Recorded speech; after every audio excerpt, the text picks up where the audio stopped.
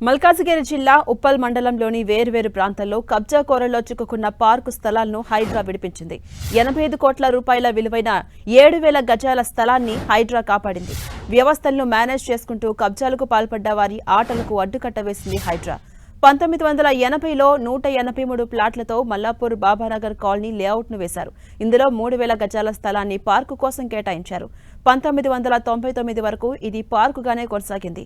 హద్దులు నిర్ధారించి ప్రహారీ కూడా నిర్మించారు. కానీ తర్వాత ఆ లేఅవుట్లో 183 ఉన్న ప్లాట్ల సంఖ్యను 188కి పెరిగింది. మొత్తం 3,000 గజాలను 500 గజాల చొప్పున 6 ప్లాట్లను కొత్తగా సృష్టించారు. ఇలా పార్కునే ప్లాట్లుగా మార్చేసి అమ్మేశారు. 188వ ప్లాట్ కొన్న బొట్ల సాయిలు తర్వాత కాలనీ సంక్షేమ సంఘం అధ్యక్షుడయ్యారు. 500 గజాల ప్లాట్లో 266 గజాల మేర బొట్ల సాయిలు ఇల్లు కట్టుకున్నాడు. మిగిలిన 234 గజాల స్థలాన్ని ఖాళీగా ఉంచాడు. 188 ప్లాట్కు పక్కన ఉన్న రహదారి స్థలాన్ని కూడా కబ్జా చేస్తూ బై నంబర్లు వేసి బొట్ల సాయిలు 50 గజాల చొప్పున మరో 6 ప్లాట్లు వేసి అమ్మేశాడు. ఈ విషయంపై అక్కడ నివాసితులు హైడ్రా ప్రజావాణిలో ఫిర్యాదు చేశారు.